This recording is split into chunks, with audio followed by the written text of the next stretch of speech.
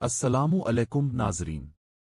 آج جو کہانی میں آپ کو سنانے جا رہا ہوں وہ صرف ایک کہانی نہیں بلکہ ہمارے معاشرے کا وہ تلخ سچ ہے جو بند دروازوں کے پیچھے روز دہرایا جاتا ہے۔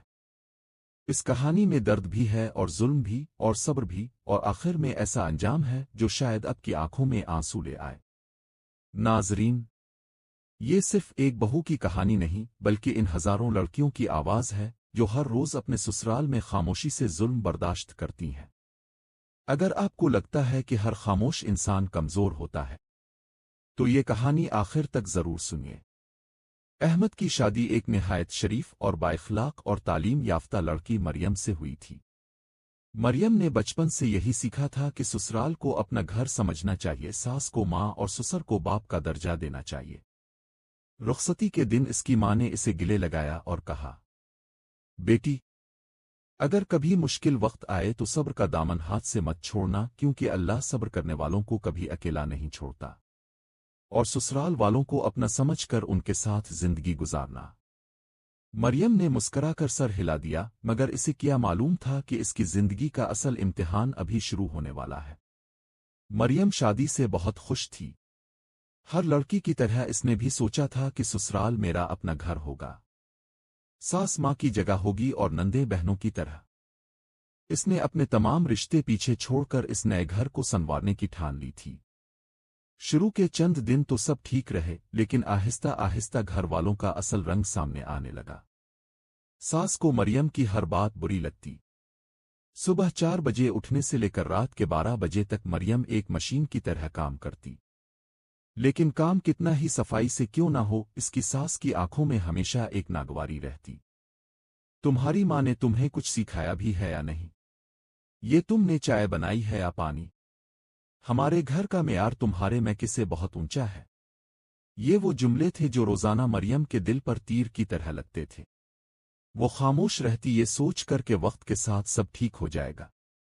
اگر وہ جلدی اٹھتی تو کہا جاتا دکھاوا کر رہی ہے، اگر دیر سے اٹھتی تو کہا جاتا آج کل کی لڑکیوں کو کام سے نفرت ہوتی ہے، اگر اچھا کھانا بناتی تو کہا جاتا ضرور انٹرنیٹ سے دیکھ کر بنایا ہوگا، اگر معمولی غلطی ہو جاتی تو پورا گھر اس پر ٹوٹ پڑتا۔ مریم کو لگا تھا کہ شاید میرا شوہر میرا سہارا بنے گا۔ جب رات کو وہ تھک ہار کر کمرے میں آتا تو وہ چاہتی کہ اس سے اپنے دل کا حال کہے، لیکن جیسے ہی وہ کچھ بولنے کی کوشش کرتی وہ بیزار ہو کر کہتا، اماں بالکل ٹھیک کہتی ہیں، تم میں برداشت نام کی چیز نہیں ہے۔ وہ بڑی ہیں، اگر کچھ کہہ بھی دیا تو سن لیا کرو۔ اس کے ان الفاظ نے مریم کو توڑ کر رکھ دیا، اور اسے اندازہ ہو گیا کہ اس گھر میں وہ بالکل اکیلی ہے۔ دن گزرتے گئے اور مریم پر پابندیاں بڑھتی گئیں۔ میکے فون کرنے کے لیے بھی ساس کی اجازت لینی پڑتی اور فون ہمیشہ اسپیکر پر رکھنا پڑتا۔ مریم سوچتی کہ میری ذات اور میری سوچ، میری خوشیاں سب اس گھر کی دہلیز پر دم توڑ چکی ہے۔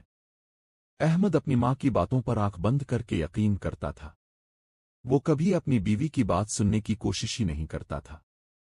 ایک دن حد تو تب ہو گئی جب ساس کا اپنا ایک قیمتی زیور گھر میں کہیں گم ہو گیا۔ بغیر کسی ثبوت کے تمام تر شک کی سوئی مریم پر گھما دی گئی۔ نند نے صاف کہہ دیا، جب سے یہ گھر میں آئی ہے منحوسیت پھیل گئی ہے، اسی نے چرایا ہوگا۔ مریم نے ہاتھ جوڑے خدا کی قسمیں کھائیں کہ میں نے کچھ نہیں چرایا، لیکن کسی نے اس کی ایک نہ سنی۔ شوہر نے بھی اس کی بے گناہی کا ثبوت مانگنے کے بجائے مریم پر ہاتھ اٹھا دیا۔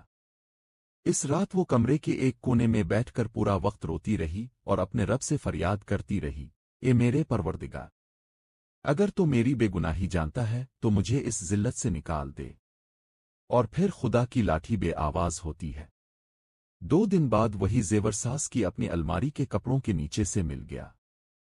لیکن کیا کسی نے مریم سے معافی مانگی؟ نہیں، صرف ایک ٹھنڈی آہ بھر کر کہہ دیا گیا، خیر مل گیا، لیکن مریم تمہاری نیت کا کیا بھروسہ؟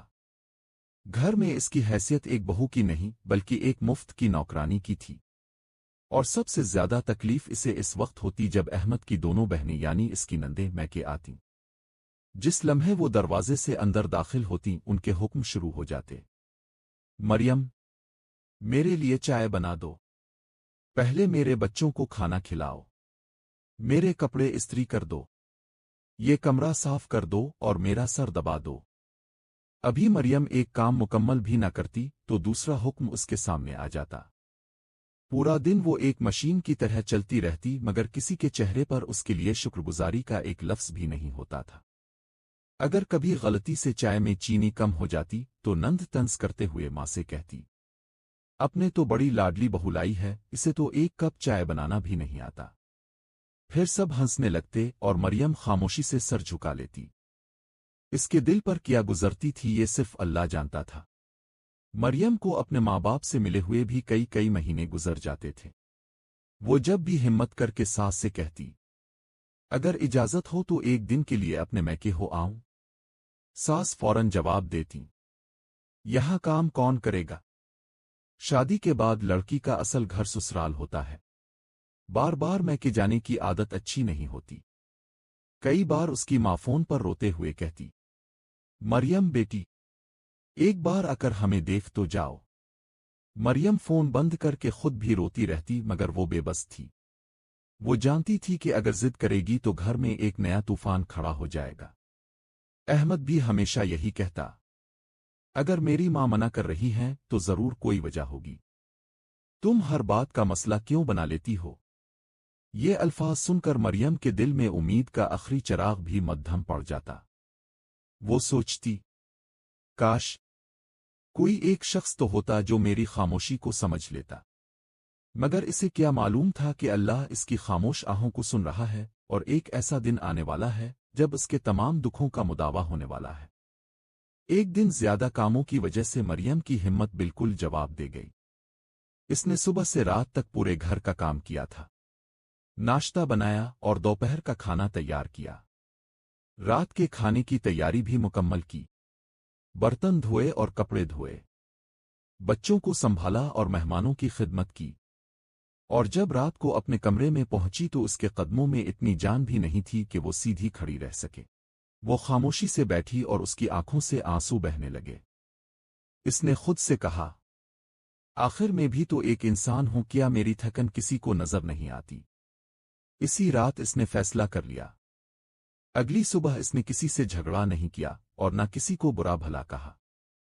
इसने सिर्फ अपने चंद कपड़े एक बैग में रखे सास के कमरे में गई और एहतराम से बोली, माँ जी, मैं कुछ दिन अपने मैके जा रही हूं। जब अब सबको मेरी जरूरत महसूस हो तब मुझे लेने आ जाइएगा। ये कहकर वो खामोशी से अपने मैके चली गई। घर वालों ने सोचा चंद दिन में खुद ही वापस आ जाएगी, लेकिन अगले ही दिन घर की हकीकत सामने आने लगी। सुबह नाश्ते का वक्त हो गया मगर किसी ने चाय नहीं बनाई। बावर्ची खाने में बर्तनों का ढेर लगा हुआ था। कपड़े धोने वाले टोकरे भर चुके थे।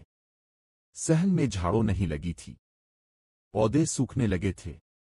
ससुर की दवा वक्त पर नहीं मिली और बच्चों के कपड़े तैयार नहीं थे। हर तरफ बेतरतीबी फैल गई थी। सास ने कुछ काम करने की कोशिश की लेकिन चंद घंटों में ही उनकी कमर में दर्द शुरू हो गया। नंदें जो हर वक्त हुक्म देती थीं, जब खुद बावर्ची खाने में दाखिल हुईं तो उन्हें अंदाजा हुआ कि एक वक्त का खाना बनाना भी कितना मुश्किल है। अहमद पहली मर्तबा दफ्तर से वापस आया तो घर बिखरा हुआ था। इसने हैरत से पूछा, ये सब क्या हो गया? घर की क्या हालत बनाई हुई है? सास ने थके हुए लहजे में कहा, बेटा, हमें आज एहसास हुआ है कि मरियम अकेली पूरा घर संभालती थी और हमने कभी इसकी कदर नहीं की। घर में खामोशी छा गई। हर एक को अपनी अपनी गलती याद आने लगी। नंदों को भी अपने तंस याद आए। सास को अपने सख्त अल्फाज याद आए और नदामत का एहसास हुआ। और अहमद को वो हर लम्हा याद आया जब उसने अपनी बीवी की बात सुने बगैर इसे गलत ठहराया था। इसी शाम सब ने एक फैसला किया। अहमद, इसकी सास, ससुर और दोनों नंदे मरियम के मैके पहुंचे। दरवाजा खुला तो मरियम ने सबको एक साथ देखा। वो हैरान रह गई। अहमद आगे बढ़ा, इसकी आंखों में नदामत थी। इसने कहा, मरियम, हम तुम्हें लेने आए हैं लेकिन इस बार सिर्फ नौकरानी बनाकर नहीं बल्कि इस घर की इज्जत बनाकर रखेंगे। सास की आंखों से आंसू बह निकले। उन्होंने मरियम का हाथ पकड़कर कहा, बेटी, मुझे मुआफ कर दो। میں نے تمہیں بہو نہیں نوکرانی سمجھ لیا تھا، آج تمہارے بغیر ہمیں احساس ہوا کہ تم اس گھر کی جان تھی۔ نندے بھی شرمندہ تھیں۔ انہوں نے کہا، بھابھی، ہمیں معاف کر دیں، ہمیں اندازہ ہی نہیں تھا کہ آپ ہر روز کتنی محنت کرتی تھیں۔ مریم کی آنکھوں سے بھی آنسو بہنے لگے۔ اس نے کہا، میں نے کبھی خدمت سے انکار نہیں کیا، مجھے صرف محبت اور عزت اور اپنائیت چاہیے تھی۔ یہ الفاظ سن کر سب کی نظریں جھک گئیں، اور وہ مریم کو بڑی عزت اور محبت سے گھر واپس لے آئے۔ اس دن کے بعد اس گھر میں ایک نیا اصول بنا۔ اب گھر کا ہر فرد اپنی ذمہ داری خود نبھاتا تھا۔ ساس اپنی مرضی سے ہلکے پھلکے کام کرتی، احمد دفتر سے آ کر بچوں کی ذمہ داری سنبھالنے میں مدد کرتا، نندے جب بھی میں کے آتی حکم دینے کے بجائے خود باورچی خانے میں جا کر مریم کا ہاتھ بٹا، اور مریم اب وہ مسکراتے ہوئے کام کرتی تھی کیونکہ اب اس کی خدمت کی قدر کی جاتی تھی، اس کی عزت کی جاتی تھی اور اسے گھر کا ایک برابر کا فرد سمجھا جاتا تھا۔ دوستو، گھر صرف ایک انسان کی محنت سے نہیں چلتا بلکہ محبت اور احترام اور ذمہ داری بانٹنے سے آباد ہوتا ہے۔ اگر ایک بہو سارا دن خاموشی سے کام کرتی ہے تو اس کا مطلب یہ نہیں کہ وہ نہیں تھکتی، وہ بھی ایک بیٹی ہوتی ہے، اس کے بھی جذبات ہیں اور اس کے بھی خواب ہیں، اور اسے بھی آرام اور عزت اور محبت کی ضرورت ہوتی ہے۔ یاد رکھیں، جو لوگ اپنے گھر کے خاموش خدمت گزاروں کی قدر نہیں کرتے، ایک دن ان کی غیر موجودگی ہی انہیں ان کی اصل قیمت کا احساس دلا دیتی ہے۔ بہو کوئی غلام نہیں ہوتی، وہ کسی کی بیٹی ہوتی ہے جسے لوگ بڑی امیدوں کے ساتھ آپ کے گھر بھیجتے ہیں۔ اگر سسرال والے اسے بیٹی نہ صحیح کم از کم ایک انسان ہی سمجھ لیں تو کتنے ہی گھر اجڑنے سے بچ سکتے ہیں۔ اللہ تعالی ہمیں اپنے گھروں میں انصاف اور محبت، رحم دلی اور ایک دوسرے کی قدر کرنے کی توفیق عطا فرمائے۔ آمین۔